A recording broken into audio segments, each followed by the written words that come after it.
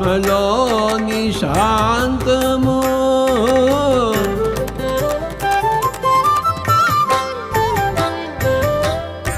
ఆత్మలోని అభయము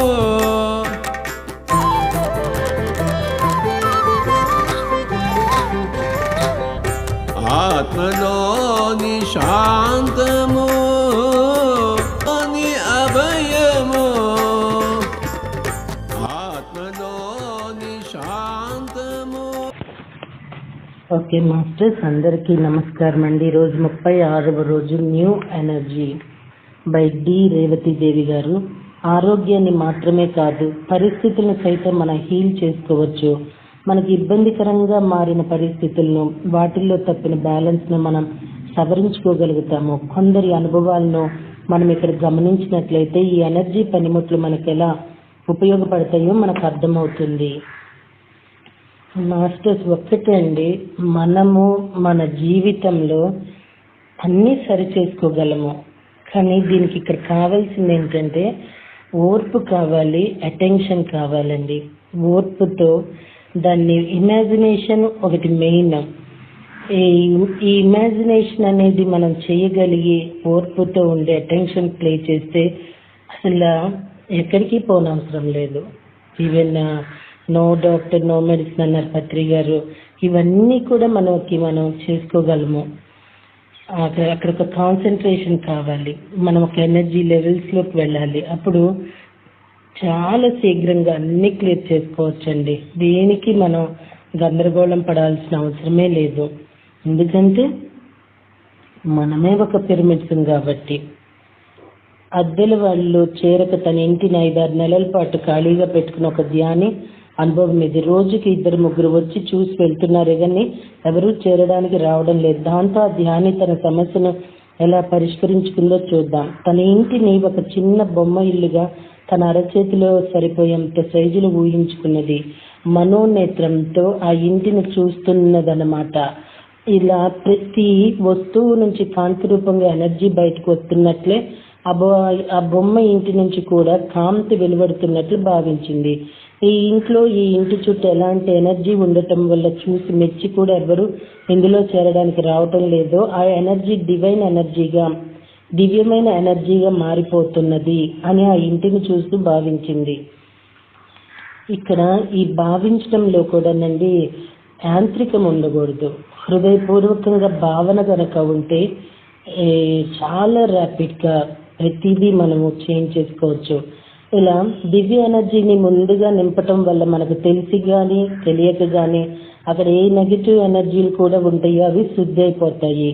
ఇల్లు అలికిన తర్వాతే కదా ముగ్గు పెట్టాలి, మరి అలాగన్నమాట. తర్వాత ఇంటి మధ్యలో ఎనర్జీ అయస్కాంతాన్ని పెడుతున్నట్లుగా భావిస్తూ ఈ ఇంటిని చూసి మెచ్చి ఇక్కడ ఏళ్ల తరబడి సంతోషంగా ఉండిపోయే నాకు సానుకూలంగా ఉండే వాళ్ళను ఈ ఎనర్జీ మ్యాగ్నెట్ ఆకర్షిస్తోంది అని స్థిరంగా అనుకున్నది. స్థిరంగా అనుకోవటమే కాదు, సంకల్పించటం అంటే ఇదంతా చేయడానికి ఆమెకు పట్టింది కొన్ని క్షణాలే. వారం తిరగకుండానే అద్దెల వాళ్ళు వచ్చేసారు ఇంటికి. ఇలా మన అవసరానికి ఎనర్జీ అయస్కాంతాన్ని వాడుకోవచ్చు. పనిముట్లతో కానీ పనిముట్లు లేకుండా కానీ మన పరిసరాలను, మనమున్న వాతావరణాన్ని మార్చుకోవచ్చు. మరో అనుభవాన్ని చెప్పుకుందాం. ఇక్కడ మన ఇంట్లో కానీ మన ఇరుగు పొరుగు కానీ మనం పనిచేసే చోట కానీ మనకి ఏదైనా సమస్య వచ్చినట్లయితే కొంచెం తేడాతో పై విధంగానే ఆ సమస్యను పరిష్కరించుకోవచ్చు. సమస్య ఉన్న ప్రాంతాన్ని, ఆ సమస్యను తెస్తున్న మనుషులను, ఆ రేంజ్నంతా మన లెక్కల్లోకి తీసుకోవాలి. ఇందాకటి కేసులో ఇంటిని ఊహించుకున్నట్లు మన ముందు దానిని చిన్న ఆకృతిలో ఊహించుకొని అక్కడ ఎనర్జీని ముందుగా డివైన్ ఎనర్జీగా మార్చేసుకోవాలి. తర్వాత ఆ ప్రాంతాన్ని అంత ప్రేమ ఎనర్జీతో నింపాలి. ఇక్కడంతా ప్రేమ ఎనర్జీ నిండిపోతుంది. దీనివల్ల ఇక్కడి వాళ్ళల్లో, ఇక్కడికి వచ్చే వాళ్ళల్లో ప్రేమ, అభిమానము, సహకారము నిండిపోతాయని భావపూరితంగా అనుకోవాలి. ఒక్కసారి ఇలా అనుకున్నాక ఇక దాని గురించి మళ్ళీ ఆలోచించవద్దు. జరిగిపోతుందని నమ్మకంతో, భరోసాతో ఉండాలి. అనుకున్నాను కానీ జరుగుతోందో లేదో అన్న కొద్ది సందేహం మనలో ఉన్న దాని గురించి అపనమ్మకంగానే అనుకోవటం అవుతుంది. అలా మనం అనుకున్నప్పుడు జరగబోయిన పని కూడా జరగకుండా పోవటమో లేక మరో విధంగా జరిగి అసంతృప్తిని కలిగించటమో జరుగుతుంది.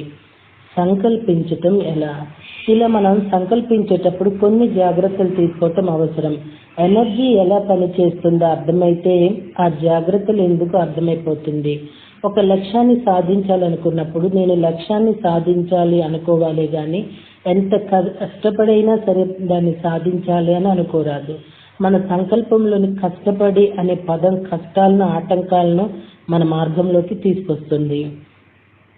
మన సంకల్పం ద్వారా మనమే వాటి ఎనర్జీని ఆకర్షిస్తున్నా మన మాట మన సంకల్పంలో లేదు, కాదు, కూడదు లాంటి పదాలు లేకుండా చూసుకోవాలి. అందుకే ముందుగా మన సంకల్పాన్ని కేవలం పాజిటివ్ పదాల రూపంలో వచ్చేలా చూసుకొని రిలాక్స్గా ఒక్కసారి ఆ వాక్యాన్ని అనుకొని అప్పుడు దాన్ని సంకల్పించాలి. ఎలాంటి పరిస్థితి కావాలనుకుంటున్నామో దాని గురించి చెప్పాలి కానీ ఏమేమి ఉండకూడదని అనుకుంటున్నామో దాని ప్రస్తావనే ఉండకూడదు, గొడవలు ఉండకూడదు, అనుకోకూడదు. అంతా ప్రశాంతంగా ఉండాలనుకోవాలి.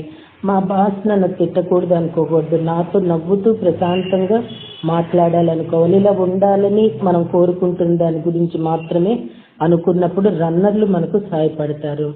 ఇలా పరిస్థితులను బాగు చేసుకునే అవకాశం, మార్చుకునే అవకాశం మన చేతుల్లోనే ఉన్నది. అయితే ఇలాంటి అవకాశం ఉన్నది కదా అని ఇతరులు మనకు లొంగి రావాలనో, మన చెప్పు చేతుల్లో ఉండాలనో, మన కోసం వాళ్ళు మనకు లాభం చేకూరుతూ కష్ట నష్టాలు పాలైనా పర్వాలేదనో మనం కోరుకోవద్దు. అప్పుడే మనం ఎనర్జీని సక్రమంగా ఉపయోగిస్తున్నాం అన్నమాట. అటువంటి స్వార్థం మన ఆత్మోన్నతికి ఆటంకం అవుతుంది. వీటి గురించిన మరిన్ని వివరాలు, అనుభవాలు రాబోయే పేజీల్లో సందర్భోచితంగా చెప్పుకుందాము.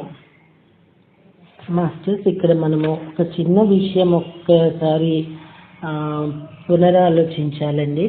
ఇప్పుడు పనిముట్లు అంటే అసలు మన జీవనంలో వస్తున్న ఆ అడ్డంకులు అనుకుందామో, మనము అధిగమించాల్సిన ఏ విషయాలు అయితే ఉన్నాయో వాటన్నిటికీ ఇక్కడ అయస్కాంతం అని చెప్పి ఒక్కొక్కటి చెప్పుకుంటూ వచ్చారు. ఆ యొక్క బాక్స్లో ఉన్నాయని అంటే మనకి అవి ఒక గిఫ్ట్లు అన్నమాట అండి. వాటిని ఉపయోగిస్తూ ఎలా మనం ఏమి అధిగమించాలనుకుంటున్నామో అవి అధిగమించటం ఇలా అని తెలియజేయడం జరుగుతుంది. చాలామంది మెసేజెస్ ఇవ్వటము, కాల్ చేస్తూ ఉంటారు. మాకు ఇది, మాకు అది, ఎలా అండి అసలు ఏం అర్థం కావట్లేదు, ఇన్నేళ్ళు ధ్యానం చేస్తూ వస్తున్నాను, ఇన్ని సంవత్సరాలు నేను ధ్యానం చేసినా నాకేంటి ఇలా అడుగుతూ ఉంటుంటారండి. సో ఇవి తెలుసుకుంటేనండి మనం అడిగే విధానం ఒకటి, మన వాక్క్షేత్రం ఒకటి, మనం చేసే విధానం ఒకటి, అవి పర్ఫెక్ట్గా చూసుకోవాలి. ఇవి ఉపయోగించండి మాస్టర్. అది నిజంగా ఎందుకంటే చాలా చాలా ఉపయోగాలు ఉంటాయండి మనం సవ్యంగా సక్రమంగా చేస్తే కనుక. ఈ పనిముట్లను గమనించినప్పుడు మనకు ఒక విషయం అర్థమవుతుంది. ఇవన్నీ మనం మామూలుగా మనకు కలిగే అవసరాలకు వినియోగించేవే, లేకపోతే ఇక్కడ మనం వాటిని భౌతికంగా కాక ఎనర్జీ రూపంలో ఉపయోగిస్తున్నాం. ఇవన్నీ ఒకానొక దశ వరకు మనం ఆచరించాలి. ప్రారంభ దశలో ఉన్న వాళ్ళు ఈ పనిముట్లు ఉపయోగించటం నేర్చుకున్నప్పుడు అసలు ఎనర్జీలు ఎలా పనిచేస్తున్నాయో అర్థమవుతుంది. ఎనర్జీ పనితీరుని అర్థం చేసుకుంటే న్యూ ఎనర్జీ గురించి తేలిగ్గా అవగాహన అవుతుంది.